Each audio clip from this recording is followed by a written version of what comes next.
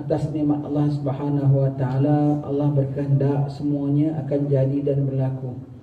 Kita bangsa Melayu kita dengan keimanan, maka kaya kita dengan kerohanian, kaya kita dengan kesenian, kaya kita dengan gerak keberanian, kaya kita dengan kebudayaan. Itulah bangsa kita, tuan-tuan sekalian. Bukan kalau kita sudah nak jadi orang Melayu, tak kisah agama, hanya dengan donggeng, dengan zafin. Dan bukan pula kalau kita jadi orang agama, kita tak pedulikan akan budaya kita, tentang segala apa-apa yang dalam bangsa kita. Bukan begitu, tuan-tuan sekalian. Bahkan kita kalau lihat tadi gurindam ditulis oleh Mufti Melaka, ada gurindam syair ditulis oleh Raja Haji Ali. Semua tu ulama-ulama silam, semuanya tu jiwanya seni. Bagaimana ulama-ulama Arab juga, Imam Haddad dengan gasidahnya, dengan nasyid-nasyidnya. Begitulah juga kita. Kita alhamdulillah, Ustaz Wan datang, asal maulid kita didatang dari Muar, orang Muar datang sini. Tadi saudara kita yang pencak silat itu datang dari Keluang. Kita harap pada minggu-minggu akan datang, ataupun tiap-tiap minggulah pada acara-acara akan datang, kita nak tengoklah pesilat-pesilat batu pahat kita. Pesilat Parit Raja, pesilat Singgarang, kena belajar. Saya tak kuat, kaki dah sakit. Memang tak pernah belajar pun, tambahan kaki pun dah sakit. Tak boleh nak silat. Jangan kata kuda-kuda, kancil-kancil pun tak boleh. Begitu ya. Tapi anak-anak muda ini seni pertahanan diri, seni kita hidupkan, sesuai dengan firman Allah Ta'ala yang bermaksud kita perlu adakan persiapan. Perlukan ada persiapan, termasuklah sehingga daripada apa jua persiapan, sehinggalah kuda-kuda tambatan ikut kemampuan kita. Apa kemampuan kita? Untuk menggerunkan musuh-musuh Allah dan musuh-musuh kita. Untuk menggerunkan musuh-musuh Allah. Kau belajar pencak silat apa ni, bunga-bunga, mereka ada meriam lah, mereka ada bom lah. Apa heran? Mereka ada meriam, mereka ada bom. Orang-orang jahat ada macam-macam peralatan, orang-orang jahat macam-macam senjata ada. Tapi Allah Ta'ala sebut di situ musuh Allah dan musuh mereka, musuh Allah dan musuh kita. Musuh kita disuruh ikut kemampuan kita. Kita mampu silat, kita mampu sebilah keris dua. Kita mampu apa sajalah untuk mempertahankan diri kita daripada orang-orang jahat, daripada orang-orang jahat. Kalau sebut jahat ini, tuan-tuan sekalian, bermakna siapa saja yang jahat tidak disukai oleh siapa saja. Bukan maksud cakap kita ini cakap untuk teroris, cakap untuk mengamuk, cakap untuk gaduh bangsa, tidak ya. Yang nama orang jahat, siapa saja dalam dunia tak suka. Jadi bangsa aku tak suka orang jahat, bukan bangsa aku jahat. Jangan disalah sangka kalau kita cakap tentang pertahanan diri, tentang kuda, tentang panah, tentang keris, ini sudah mau teroris, ini sudah mau berontak, ini bukan. Bangsa kami mempertahankan diri daripada orang jahat, dan bangsa kami bukan bangsa jahat. Buktinya ratusan tahun anda hidup di sini aman damai. Alhamdulillah. Jadi cuma Allah Ta'ala sebut untuk kita ikut daya upaya kita. Kita ikut daya upaya kita. Namun apa yang daya upaya kita tu menggerunkan mereka tau. Kita belum siap-siap saja, mereka dah gerun. Mereka dah cuba nak rampas ini, mereka cuba nak ambil itu, mereka cuba nak sekat ni. Takkah gerun tu namanya? Apatah lagi kalau kita dah siap-siap. Walau sikit, kita dengan apa daya kita. Tetapi Allah juga sebut di situ musuh Allah. Jadi yang akan perang dengan orang jahat itu, yang akan gulingkan orang jahat itu Allah sendiri. Kita buat apa terdaya kita. Allah yang maha daya, maha kuasa, itulah yang akan menepaskan segala musuh-musuh Allah. Kita hanya perlu berada di pihak Allah Ta'ala saja. Ini semua tentang akhir zaman, tuan-tuan sekalian ya. Nanti kita diuji dengan berbagai-bagai ujian. Kita diuji dengan berbagai-bagai ujian. Hanya Allah Ta'ala sajalah yang menyelamatkan kita. Sementara itu kita alhamdulillah, kita baca maulid tadi, kita baca qasidah, kita baca gurindam. Syair yang kita bacakan tadi adalah syair saya susun ketika maulid di KKTM, maulid yang lepas sebelum PKP. Sebelum PKP maulid KKTM, dan sana semua orang-orang muda. Itu syairnya syair, wahai anak muda tak boleh kelesa. Tak boleh kelesa tu apa? Tak boleh malas. Mesti jiwa perkasa. Yang nama anak muda mesti kena berani. Yang nama anak muda bukan waktu main-main je. Waktu anak muda bukan main-main. Sebab itu kita kalau maulid ada yang muda-muda, kita suruh dia tampil yang muda. Kita suruh yang cakap pun kita suruh yang muda. Kalau suruh baca rawi tadi, rawi pertama, rawi kedua sampai rawi keempat, kita suruh yang muda. Kita kalau nak tengok kejayaan satu bangsa di masa akan datang, kita lihat keadaan anak mudanya masa kini. Kalau anak-anak mudanya semua dengan khayal, anak-anak mudanya semua dengan leka, pendek kata, orang yang begitulah yang akan pimpin masyarakat kita. Tapi kalau kita lihat dalam majlis-majlis masih ramai anak mudanya, berselang-seli duduknya orang tua, orang tua. Mantap rasa hati kita. Mantap anak-anak kita kalau dipanjangkan umur sebelum kiamat, bermakna masyarakat kita ada pelapisnya. Masyarakat kita ada pelapisnya. Bukanlah waktu muda itu waktu main-main. Bukan ya. Sebagaimana sabda Nabi SAW, setiap anak lahir dalam keadaan fitrah. Sehinggalah mak bapaknya meyahudikannya atau menasranikannya ataupun memajusikannya. Meyahudikannya bermakna materialistik, kebendaan, temahak harta. Menasranikannya hiburan, suka dengan radio, suka dengan lagu-lagu, suka menari, suka goyang-goyang kepala, begitu, na'udzubillah min zalik. Majusi, khurafat-khurafat, budak-budak muda belajar pencak silat dengan mentera, belajar menurun-menurun, itu semua tu, semuanya tu. Jadi disuruh anak-anak kita tu dalam keadaan fitrah. Sampai bila nak kena fitrah? Setiap anak lahir dalam keadaan fitrah sampai mak bapaknya meyahudikannya, menasraninya. Maka kalau mak bapak yang bagus mendidik anak sampai anaknya tu terbentuk sendiri jadi Muslim. Kalau ibarat ukiran tu, ukirannya dah nampak zahir, ukirnya tu timbul, bentuknya tu Muslim. Dan apabila sudah terpahat, terukir bentuk Muslimnya, takkan boleh jadi Yahudi lagi, takkan boleh jadi Nasrani lagi, takkan boleh jadi Majusi lagi. Sampai bila tu, iaitu daripada dia lahir sampai kanak-kanak, kemudian naik sebelum mumayyiz, kemudian ketika mumayyiz, kemudian sebelum akil baligh, kemudian sesudah akil baligh, sampai dah dia jadi orang sudah akil baligh, masih dipimpin oleh orang tuanya, masuk dalam zon orang dewasa, itu dah kira ukirannya itu dah tetap lah. Itu kira ukirannya dah tetap. Sebab setiap anak yang lahir, apabila dia sudah tidak bergelar anak, hendaklah fitrahnya itu sampai dah dia gelar anak, sampai dia sudah tidak bergelar anak. Maka pada usia-usia beginilah, usia-usia yang sebelum capai 20 tahun lah, yang mana anak-anak ini kalau kita baca kitab Sabilal Idhkar Imam Haddad, ketika usia gini anak-anak remaja ini kena digesa, diisi dengan ilmu, suruh belajar. Kau anak bujang, budak muda, apa duduk rumah pergi masjid, budak orang muda apa duduk rumah pergi menghadap kiai, pergi sana, pergi sini. Mereka sudah mula ada tenaga, mereka sudah mula berfikir, tapi fi'ilnya masih kanak-kanak kebudak-budakan. Ketika itu kita pandu dia, kita isi dia padat-padat. Bukan waktu muda untuk main-main. Bukan waktu muda untuk main-main. Kalau waktu muda untuk main-main, nanti sampai ketua dia masih bermain-main. Waktu muda ini paling penting sekali. Kalau kita tengok susunan ulama, kehidupan kita dalam dunia ini dibahagikan 5 peringkat umur. Dari kita lahir sampai umur 15 tahun. Dari 15 tahun sampai 35 tahun. Dari 35 tahun sampai 50 tahun. 50 tahun sampai 70 tahun. Dan ke atas 70 tahun jarang-jarang sekali. Dalam masjid sini, masjid ni, malam ini, siapa yang atas 70? Cuba angkat tangan nak tengok. Siapa atas 70? Si jiwai, alah. Yang atas 50 sampai 70. Ramai, saya pun termasuk begitu.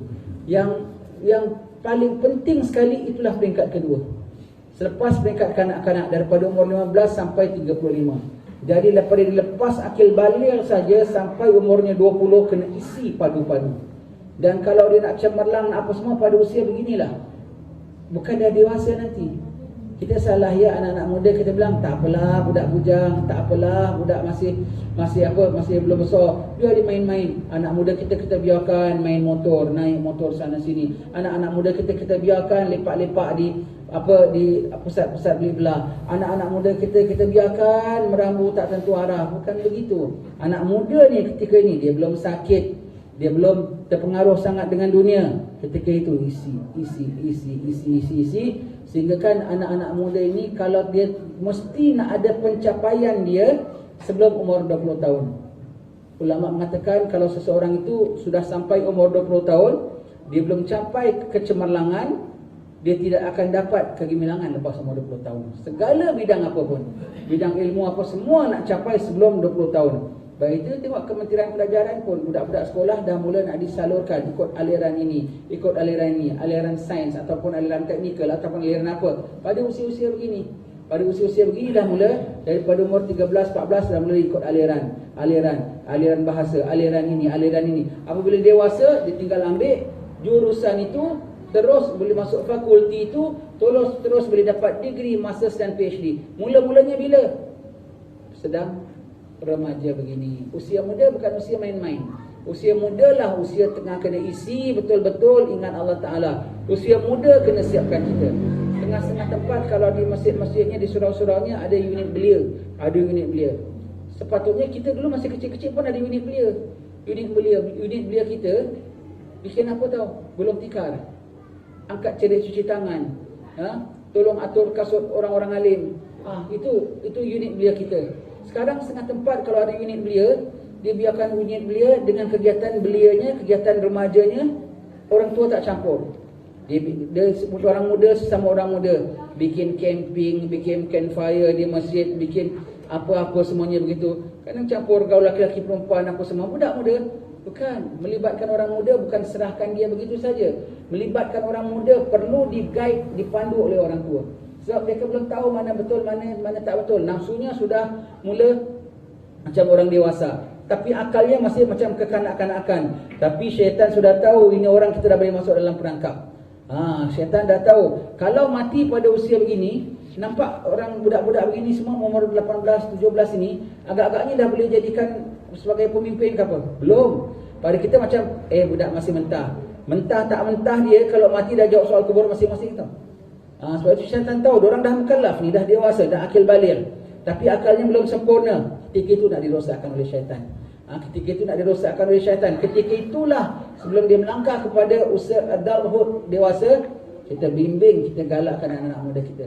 Bukan dibiarkan anak-anak muda dengan bermain-main, dengan berfoya-foya, tapi diisi. Imam Syafi'i umur 15 tahun dah boleh keluarkan fatwa.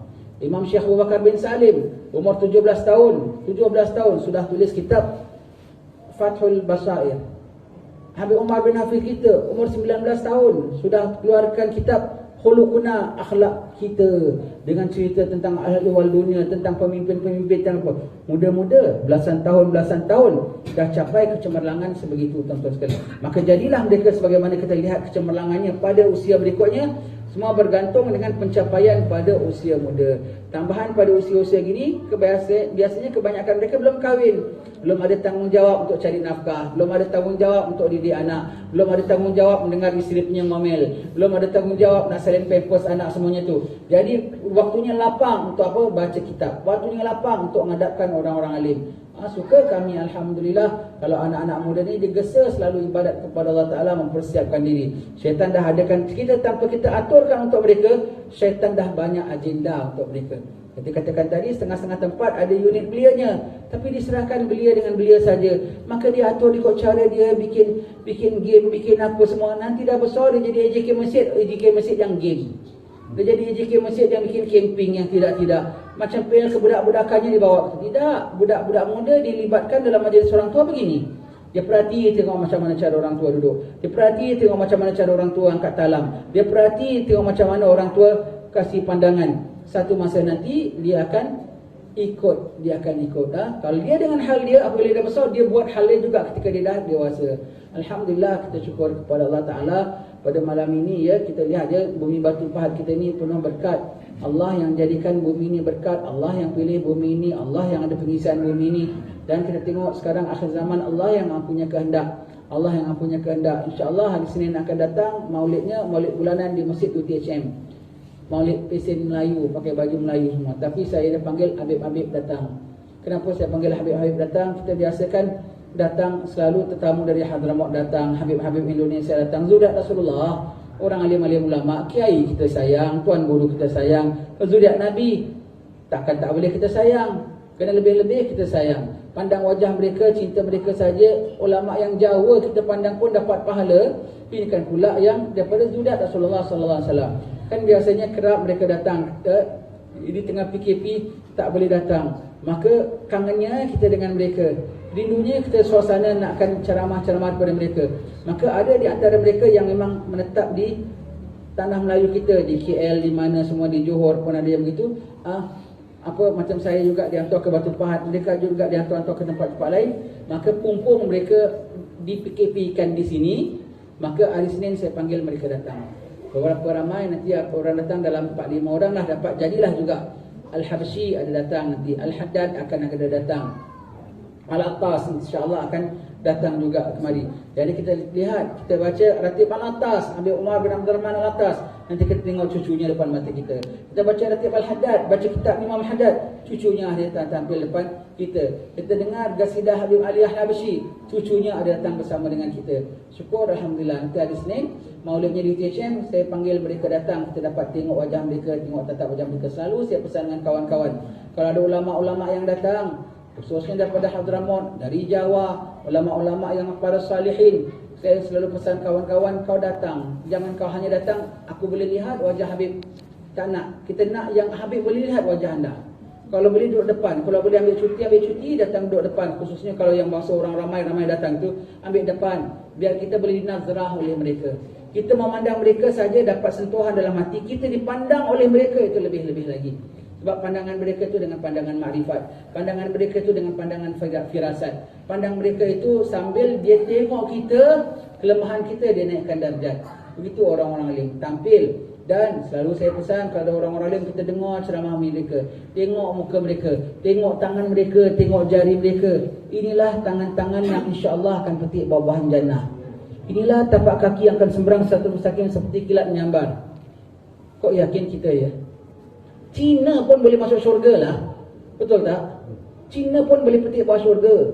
Keling pun boleh masuk jannah kalau dapat iman daripada Allah Ta'ala. Takkan wali ulama tak boleh masuk jannah? Allah dah bilang, zanlah, sangkalah semau-maumu sangka, aku pada sangkamu. Allah pada sangka kita. Maka kita pandang orang-orang alim, kita sangka ini ahli jannah, inilah yang akan petik buah-buah jannah. Inilah, dianya tak ada rasa, nanti aku akan petik buah jannah kasih engkau ya. Dianya kalau rasa, doakanlah aku takut api neraka, dianya begitu. Tapi kita pandang, kita saja yang kayak gini kepingin masuk jannah, takkanlah kita tak nak ada kepingin untuk mereka itu. Mudah-mudahan husnuzan kita tu menjadi doa terhadap mereka, dan apa yang mereka dapat Allah Ta'ala berikan pada kita juga. Hadir Masjid UTHM tuan-tuan sekalian, tatap wajah mereka, lihat wajah mereka ya, lihat wajah mereka. Kemudian dengar bicara mereka. Ini anugerah Allah Ta'ala untuk kita. Dapat bersua bertatap wajah dengan orang-orang alim, ini adalah satu kenikmatan besar daripada Allah Ta'ala. Begitulah saja sedikit penyampaian daripada saya. Semogalah kita dapat menghidupkan majlis-majlis begini semua. Dan ketahui ya, kalau majlis-majlis gini yang datang ya ramai ya, yang kita tak nampak lebih ramai daripada yang kita nampak. Para malaikat confirm datang. Para malaikat confirm datang. Dengan hadis Nabi menyebutkan bukan satu dua, berkeliling. Dia akan calling. Dia ada grup dia juga tahu. Tak tahu dia pakai macam mana. Kita aja ada grup, boleh WhatsApp, boleh apa. Dia ada grup dia boleh calling. Cara calling dia tak tahulah macam mana, saya tak pernah jadi malaikat. Apa? Dia panggil bukan satu, bukan dua, berkeliling, bukan satu pusing, sampai naik ke langit. Kemudian nanti bila kita bersurai, dia dah sementara dia datang, dia bikin apa tahu?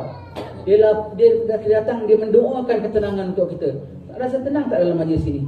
Walau tengah rungsing sekalipun, walau tengah ada hutang, walau ada apa sekalipun, walau tak ada kerja, walau tak ada gaji sekalipun, kalau majlis ini bukan macam orang makan dadah tau, dia bingung tidak tahu. Makan dadah dia memang tak bergunalah. Tapi kalau masuk majlis gini, bukan kira macam makan dadah tau. Dia dapat madat. Sebab itu sebut itu pun madat juga. Ini madat kerohanian. Kadang-kadang apabila dia keluar nanti, masalahnya dia fikir, bukan masalah pun, rupanya aku saja yang bimbang. Rupanya bukan masalah pun. Kadang-kadang dia keluar dapat penyelesaiannya. Kadang-kadang dia keluar rupanya bukan masalah, rupanya keberuntungan bagi diriku. Lapang dadanya. Kenapa? Didoakan malaikat. Nanti apabila kita usai, kita balik, malaikat lapor kepada Allah Rabbul Alamin yang sudah maha mengetahui. Ketika kau tinggalkan hamba-hamba aku, apa mereka buat? Mereka berzikir, sebut namamu begini-begini. Allah Ta'ala tanya, mereka pernah nampak aku? Tak pernah ya Allah, tak pernah nampak. Kalau mereka pernah nampak aku macam mana? Lebih lagi cinta padamu, lebih lagi mereka punya sebut namamu. Apa yang mereka pinta? Mereka pinta jannah. Mereka pernah nampak jannahku? Tak pernah ya Allah. Bagaimana kalau mereka pernah nampak jannahku? Sudah tentu lebih gigih lagi ibadat mereka. Apa yang mereka perlindungkan? Mereka lindung daripada api neraka. Allah bilang, mereka pernah nampak nerakaku? Tidak pernah. Ini semua dialog daripada Allah Ta'ala yang memang sudah maha mengetahui. Sengaja Allah Ta'ala aturkan dialog ini biar kita tahu apa yang Allah nak beri kepada kita. Kalau mereka lihat api neraka bagaimana? Sudah tentulah mereka berlindung daripada azabmu yang pedih. Saksikanlah bahawa semuanya mereka itu aku ampunkan dosanya. Amin, ya. Amin, diampunkan dosanya. Ampun dosa maknanya tak masuk neraka tau. Ampun dosa maknanya boleh mati husnul khatimah tau. Ampun dosa tu boleh sampai syahadat akhir hayat. Yang buat sangkut tak boleh syahadat, sangkut tak boleh masuk kubur tu dosa. Dengan ampun dosa boleh masuk syurga tanpa hisab tau. Ampun dosa tu besar pengertiannya, sangat-sangat besar. Biar tak dapat pahala asal dapat ampun dosa. Ya, biar dapat ampun dosa. Biar kau tak banyak amalan sangat asal kau jangan zina, asal kau jangan liwat, asal kau jangan bikin benda yang bukan-bukan. Na'udzubillah min zalik, ya. Jadi terampun dosa itu sangat besar sekali pengertiannya, sangat-sangat besar sekali pengertiannya. Diampunkan dosa. Tapi malaikat menyuarakan pada Allah Taala, ya Allah, tapi dalam majlis-majlis ada fulan. Mereka tahu-tahu, malaikat kan kenal kita. Di antara kita kan, ini kan orang-orang soleh. Kita ni salah, lah yang akan dapat pengampunan begitu. Yang ada datang dianya kotor, yang ada dia pulaknya datang ada niat-niat yang lainnya. Umpamanya lah tak tahu pasal nak minta utang, tak tahu kawan aku dia hutang aku dia tandang maulid, jadi aku nak minta utang umpamanya begitu, ya. Maka malaikat bilang, ya Allah, dalam majlis ada fulan. Allah mengatakan, saksikan itulah satu kaum yang tidak rugi duduk bersama dengannya. Alhamdulillah, kita dalam kaum orang salihin, dalam tempat orang salihin, dalam bumi rantau orang salihin. Syukur pada Allah Ta'ala. Kalau kita sangka kita sama kita saja. Tapi kalau kita bilang satu kaum yang tidak rugi duduk bersama dengannya, kalau kita pandang kawan kita orang baik, kita bersama dengan mereka. Kalau kita besarkan lagi grup kita bilang malaikat ada sama kita. Siapa lagi? Kiai Hussein ada sama kita, Kiai Nur ada sama dengan kita, Kiai Hamidin ada sama dengan kita. Semuanya ada dengan kita. Wah, dalam grup kita lagi besar lagi besar. Dia dah meninggal. Tapi mana mereka nya? Paling tidak kita dalam grup mereka dengan meneruskan khidmat di tempat mereka ini, dengan meneruskan kegiatan yang pernah dihidupkan oleh mereka, majlis wirid, majlis zikir, majlis maulid. Bermakna kita nak bersama dengan kita. Dia lagi besar grup kita. Dan yang datang orang-orang ialah masuklah juga di samping malaikat, arwah salihin juga datang. Dan apabila kita sebut orang arwah salihin, dua pasukan. Yang sudah meninggal dunia, yang belum lahir pun. Yang sudah meninggal dunia datang, alim-alim ulama datang, mereka bebas, ya. Mereka bebas nak datang, ya. Mereka boleh naik sampai ke arash. Mereka sudah makan di taman-taman syurga, mereka dah mulai petik buah-buahan. Ini kan pula taman syurga dunia. Mereka lagi boleh datang hadir. Yang sudah meninggal dan yang belum lahir sekalipun. Arwah salihin yang belum akhir, arwah juga sebelum lahir lagi, tapi dia akan lahir, akan jadi orang alim, akan apa? Dia dah mulai dibiasakan dengan majlis-majlis gini. Apabila dia lahir ke dunia, dia akan suka, bahkan dia akan pimpin majlis-majlis gini. Kadang sebelum lahirnya dah ikut dalam tulang sulbi bapaknya datang ke majlis-majlis gini, dan rohnya sendiri pun akan hadir begini, ya. Dengan ini kita harap, dengan kita berhimpun walau kita berapa puluh orang, zahirnya, hakikatnya kita join ulama-ulama yang telah berjuang agama sampai atas.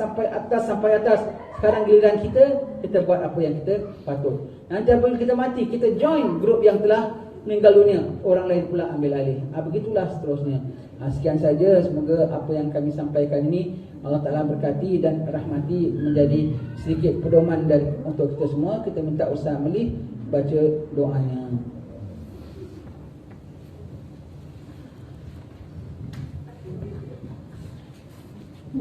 A'udzu billahi minasy syaithanir rajim. Bismillahirrahmanirrahim. Alhamdulillahi rabbil alamin, wassalatu wassalamu ala asyrafil anbiya'i wal mursalin wa ala alihi wa sahbihi ajma'in. Walaqad asyartu li na'ti man awsafuhu tuhyil quluba tuhayyijul asjana. Wallahu qad athna alayhi fama yusawil qawlu minna aw yakunu thanana. Lakinna hubban fis sarairi qad da'a limadihi safwati rabbina wa hadana. Wa izim tazajna bil mawaddati hahuna narfa'u aidi faqrina wa rajana.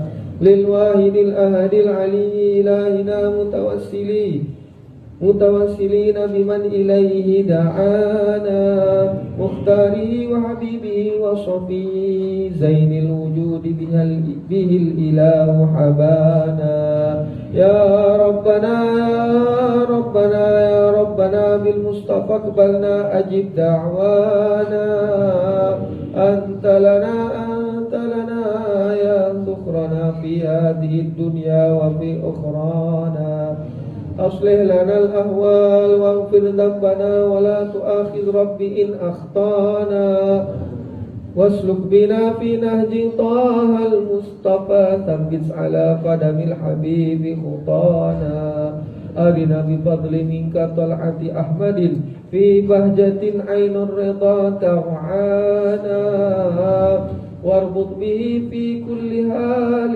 حبلنا وحبال من ودى ومن والانا والمحسنين ومن أجاب نداءنا وذوي الحقوق وطالبا أوصانا والحاضرين وساعيا في جمعنا نحن بين يديك أنت ترانا ولقد رجوناك فحقق سؤلنا واسمع بفضلك يا سميع دعانا وانصر بنا سنة طه في بقاء الأرض واقمع كل من عادانا وانظر إلينا واسقنا كأس الهنا واشفي وعاف عاجلا مرضانا واقضي لنا الحاجات واحسن ختمنا عند الممات وأصلحا عقبانا يا ربي واجمعنا وأحبابا لنا في ذلك الفردوس يا رجوانا يا ربي واجمعنا وأحبابا لنا في ذلك الفردوس يا رجوانا يا ربي واجمعنا وأحبابا لنا في ذلك الفردوس يا رجوانا بالمصطفى صل عليه وآله ما حرك سريع الصباء غصانا سبحان ربك رب العزة عما يصفون وسلام على المرسلين والحمد لله رب العالمين إن الله وملائكته يصلون على النبي يا أيها الذين آمنوا صلوا عليه وسلموا تسليما الصلاة والسلام عليك يا سيد المرسلين الصلاة والسلام عليك يا خاتم النبيين الصلاة والسلام عليك يا من أرسله الله رحمة للعالمين الفاتحة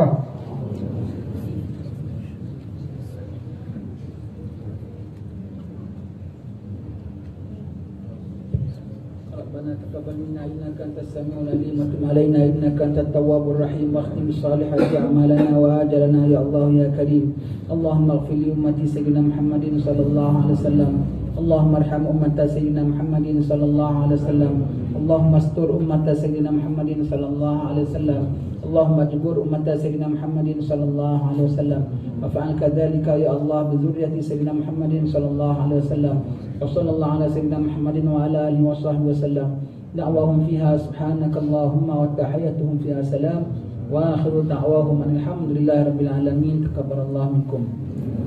Sedikit dari tambahan tuan-tuan sekalian, kita kan perlu ada contoh kan, nak bikin apa ada contoh. Kalau saya bilang saya nak jadi seorang Muslim yang baik, I want to be a good Muslim. Contohnya Muslim mana ya? Muslim Bahrain ke? Muslim Kuwait ke? Kalau anda nak jadi seorang Muslim yang baik, tidak ada contohnya. Jadi Muslim Melayu yang baik, itulah contoh Muslim yang baik. Contoh Muslim yang baik ialah di mana? Inilah di rantau kita. Inilah satu contoh golongan Muslim yang baik, yang patuh kepada Allah Ta'ala. Ini bukan cakap bukan kerana bangga, tapi ini cakap kerana syukur anugerah Allah Ta'ala. Bukan kita yang menjadikan kita baik, Allah berikan kita macam-macam kenikmatan. Allah Ta'ala berikan kita segala apa segala yang number one, akidah Ahlussunnah wal Jamaah, agamanya Islam, syariahnya Syafi'iyah, tasawufnya Ghazaliyah, Syadzaliyah, semuanya Allah berikan kepada kita dengan tingkah laku, dengan akhlak, itu Allah yang berikan kepada kita. Maka jangan ambil yang ada pada orang lain, sedangkan Allah dah beri pada kita dengan sebaik-baik pemberian, iaitu agama Islam di benua Melayu. Itulah agama Islam yang seluruh. Bahkan orang China, orang Hong Kong, orang Amerika, orang Jepun, orang Arab sendiri pun kalau nak jadi Muslim yang baik, ikut contoh di tanah Melayu. Kerana contoh kita di Hadramaut, dan Hadramaut contohnya ialah daripada Rasulullah sallallahu alaihi wasallam, ya. Maka kena jadi Malay Muslim, good Malay Muslim, you be a good Muslim. Kau cakap orang putih, ya. Ayalah. InsyaAllah jumpa lagi pada pertemuan akan datang. Assalamualaikum warahmatullahi wabarakatuh.